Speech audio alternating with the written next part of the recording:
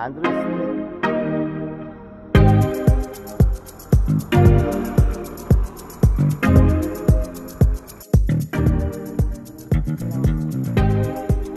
Patakas. Lagyan mo na yun. Lalagyan mo ng meh.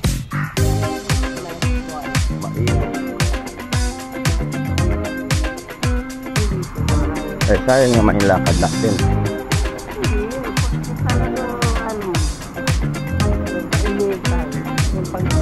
Ah, dito pala yung entrance. Ayan. Ayan.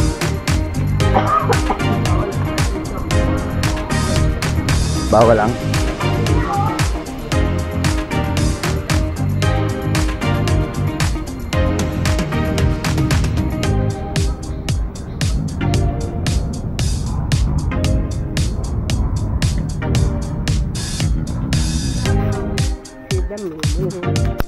That's why. Ito yung creek na ano, diyan nagmumula yung baha, ano.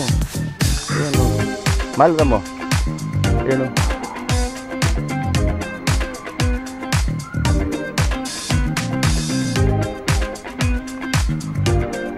Pero ano, kaya yung mga lote pala doon ang problema.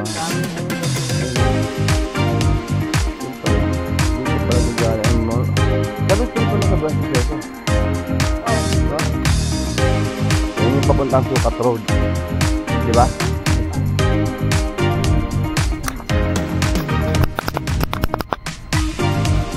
May sila sa iyo. Mabas.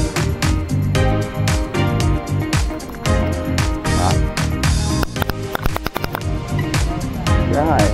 Hindi. Galing. Saka ano. Yung puno nilang nilagay. Parang puno ng manggalangan.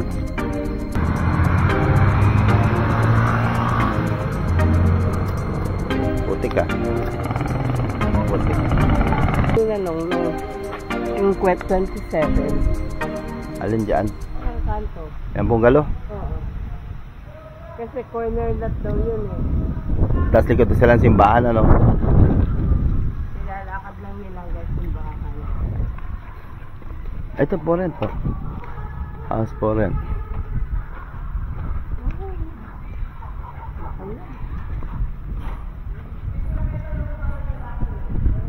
House po rin man. Magkano kayo rent yan?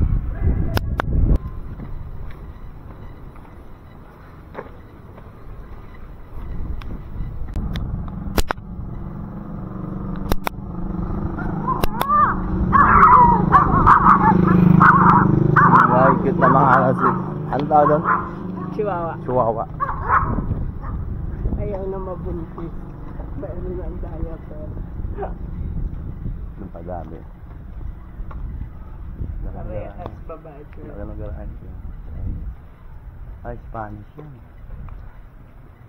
Pero na lang Spain. Diba?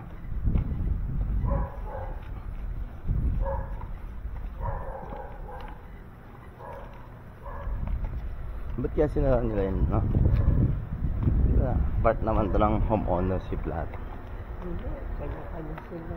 Alam mo. Ay, bagong subdivision pa rin. Ano ba ang dami? Lukban. Ah, Suha. Ang bahay na ba yan? Oo.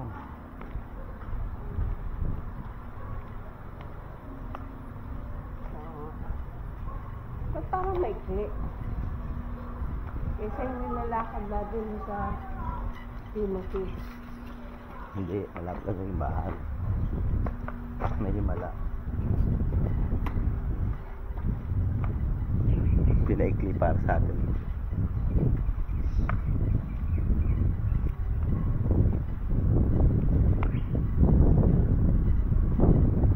Yung simbahan, bakit ba simbahan kulay blue, di ba?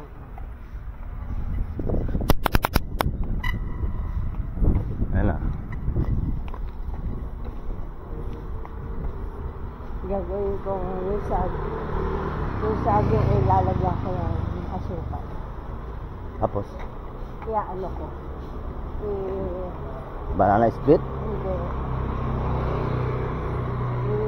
Ang tawag dito, ibuburas ko yung lutong gumapa.